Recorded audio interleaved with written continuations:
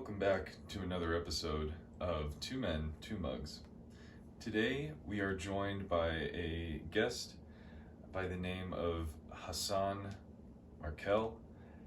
He was recently arrested on one of the many on-campus protests taking place at Columbia University in New York.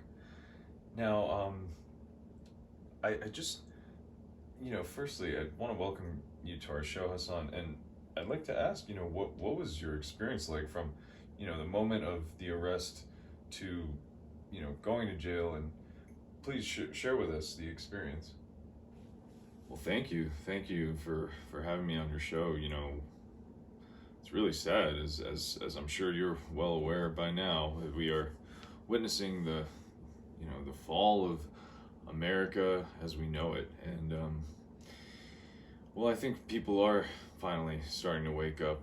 Certainly, people who watched me get arrested, last week, they're waking up to it. I'll tell you that much. I mean, Jeffrey, we're talking about, there were 3 cops on me, and first of all, brutally assaulted me. They pinched both my elbows.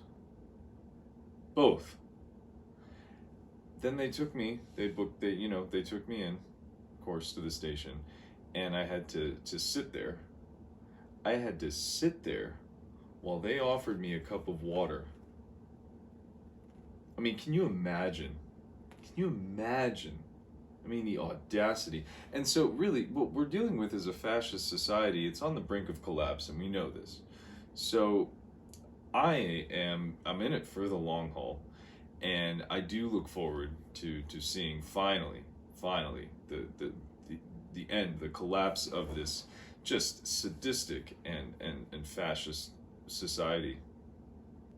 Thank you for sharing that with us. Now, in light of all this chaos, I just have to wonder, what in your opinion do you think the school administrators could be doing differently? Well, yeah, that's a very good question, and I think there's probably a few things that these administrators could be doing, but one of the most important things that they really need to do at this point is to allow for students to simply make their case for why divestment is the best solution. That, and obviously the Intifada revolution, but to simply make their case, and it's very, very straightforward. Now, what they've done is they have restricted the use of megaphones. Okay, and so the first thing what we've done now is we put a reserve on. We are buying up all of the megaphones, okay, on the market. And so what we'll do is we'll keep them. I know one of my good buddies, he's got a pretty big apartment, so he's probably going to store the bulk of them. But we'll have we'll make the proper arrangements, obviously, for that to happen. And so it's going to be, the Intifada revolution will be done with the use of megaphones. Okay. Yes. Well, thank you for that. And finally, how do you see things shaping up? How do you see things changing in the next few years?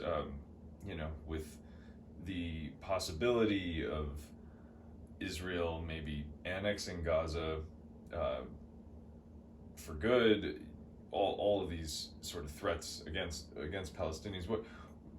How do you make of the future? I guess I should say. Well, again, another excellent question. Look, I'm not a psychic or anything like that, but if I were to guess, in the next few years, I think you are correct. I think there will probably be a real annexation from Israel of Gaza, and that will mean pushing all 2.1 million Gazans out, and that'll be a travesty for everybody. I think, truly. So, I do think that if this were to happen, at the worst, let's say, worst case scenario, what we are going to have to do is pressure the Biden administration, or if this time comes and if hopefully Trump is elected, then push. We got to pressure Egypt. We got to pressure the right parties. To say, look, if Israel is just going to trample all over these poor Palestinians, then you guys have to open your borders. You guys have to take down the walls and let them in. And I know that, look, and this is why, of course, it's no brainer. I'm voting for Trump in November because he's a man who likes to tear the walls down. This has been proven time and again. So in there, he'll tear the wall down, and enough will be enough. And finally, the 2.1 million people of Gaza will have justice, will have their freedom. Well, I want to thank you again, Hassan, for joining us here. Yes, to our viewers, we are going to be taking a break for the next couple of weeks. But when we return, we're going to have some very, very special conversations ready for you. So stay tuned for that, and we will see you very soon. Thanks. Yes, well, look, I really appreciate you having me here, and yeah, take care.